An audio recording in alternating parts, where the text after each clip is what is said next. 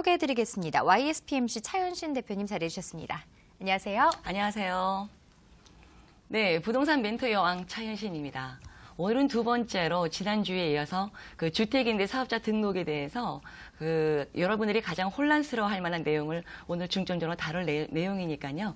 끝까지 저와 함께 유익한 시간 되시기 바라겠습니다. 네, 말씀해 주신 것처럼 지난주부터 주택임대사업자 완전 정복이라는 주제로 강의를 해주고 계시는데요. 오늘부터는 구체적인 사례를 들어서 임대사업자를 실제로 활용하는 방법들에 대해서 전해주신다고요?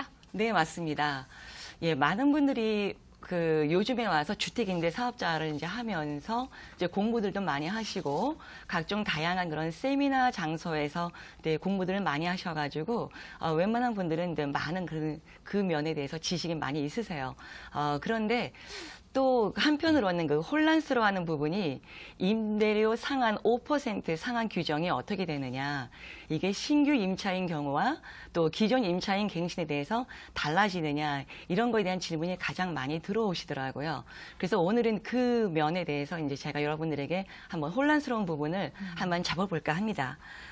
자, 그 연간 임대료 5% 상한 규정이 이제 어느 부분이 되냐면은 민간 임대주택에 관한 특별법 거기에 44조의 조항을 보시면 민간 임대주택의 최초 임대료는 임대사업자가 정한다라고 되어 있습니다. 또 2항에는 임대사업자가 임대 의무 기간 동안에 임대료의 증액을 청구하는 경우에는 연 5%의 범위 내에서 주거비, 물가지수, 인근 지역의 임대료 변동률 등 고려해야 한다. 이렇게 정의가 되어져 있는데요. 자, 그러면 보시는 대로 1항에서 민간 임대주택의 최초 임대료가 과연 무엇이냐. 이게 가장 중요한 의미가 되겠는데요. 여기서 말하는 그 최초 임대료라는 거는 임대주택 등록 이후에 최초 임대료를 얘기하는 겁니다. 자, 그래서 제가 좀 더 이해하기 쉽게 설명을 해드리자면, 그 다음에 케이스를 제가 좀, 내용을 담아왔는데요. 임대차 계약 체결 이후에 임대사업자 등록을 하는 경우가 있고요. 주택임대 사업 등록을 한 이후에 임대차 계약을 하는 경우가 있는데요. 지금 본 케이스 1 같은 경우에는, 임대차 계약 체결 먼저 하고 나서 주택임대 사업을 등록을 하는 경우가 있습니다. 이런 경우에는 최초 임대료는 임대주택 등록을 한 이후에 갱신할 때는 최초 임대료가 되기 때문에 이때는 임대인이 얼마든지 임의로 정할 수가 있다라는 뜻이에요. 자, 보시면 예를 들어서 2018년 2월 달에 아파트를 4억에 분양을 받아서 바로 그 다음 달에 전세 2억 원의 임대 취약 계약을 했다고 예를 들어 볼게요. 그리고 나서 주택임대 등록을 하고 그 다음에 2년 뒤에 임대차 계약을 갱신을 할 때는 그때는 5% 상한 규정이 적용되는 것이 아니라 그 임대 시세에 맞춰서 전세 3억이든 3억 5천이든 임의로 정할 수가 있다는 겁니다. 왜 그러냐? 임대차 계약을 먼저 하고 나서 임대사업자 등록을 했기 때문에 최초 임대료라는 거는 임대차 등록을 한 이후에 임대가가 최초 임대료이기 때문에 이번 케이스는 임대주택 등록 이후에 이전에 계약을 했기 때문에 최초 임대료는 그 다음부터여서 저기에 적용이 되지 않는다라는 뜻입니다. 자, 그러면 또 한 케이스를 한번 살펴보겠습니다. 이 두 번째 케이스는 임대주택을 먼저 하고 나서 임대차 계약을 하는 케이스가 되겠습니다.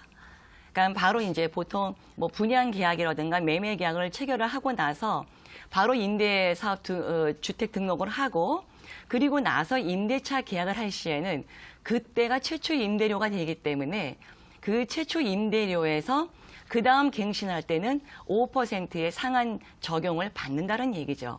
자, 그럼 아까의 케이스하고 지금 케이스하고 충분히 구분을 하실 수가 있겠죠. 먼저는 임대차 계약을 먼저 하고 나서 임대주택을 등록을 하고 그 다음에 갱신할 때는 그 갱신 시점이 최초 임대료이기 때문에 그거는 임대인이 마음껏 정할 수 있고 그 최초 임대 이후에 갱신할 때는 5% 상한 적용을 받는다라는 뜻이 되겠고 두 번째 케이스는 임대주택을 먼저 하고 나서 임대차 계약을 하게 되면은 그때가 최초 임대이기 때문에 그 다음에 갱신할 때는 그것이 신규 임차인이든 아니면 갱신하는 기존 임차인이든 간에 할 거 없이 무조건 연간 임대료 상한 5%의 규정을 적용을 받는다라고 이렇게 말씀을 정리를 해드리겠습니다. 자, 그래서 결론은 가끔 이런 경우가 있죠. 분양 계약을 하던가 이럴 때는 입주 물량이 많기 때문에 초기에는 임대료를 상당히 낮게 설정을 하는 경우가 있습니다. 그럴 때는 임대주택을 좀 나중에 하셔가지고 그 다음에 갱신을 해서 시세에 맞춰서 임대차 계약을 하시고 그 다음에 임대주택 등록을 하시면은 얼마든지 시세에 맞춰서 임대료를 정할 수가 있다. 그래서 이렇게 정리를 해드리겠습니다. 네, 잘 들었습니다. 임대료 상한 규정에 대해서 알아봤는데요. 아무래도 임대사업자 등록 시점에 따라서 조금 달라지는 부분이 있습니다. 꼼꼼하게 잘 살펴보시는 게 좋겠고요.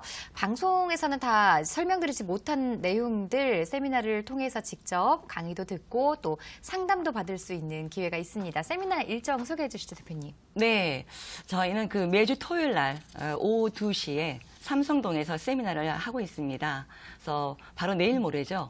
12일 날 토요일 날 오후 2시에 삼성동에서 세미나를 하고 있으니 반드시 한정된 좌석으로 꼭 전화로 필히 예약을 해 주시기 바라겠습니다. 네, 전화 예약 꼭 하셔야겠습니다. 세미나 들으실 분들 023772-0209번으로 전화 주시고요. 부동산 관련해서 궁금한 점들도 이 번호로 또 상담 신청해 주시기 바랍니다.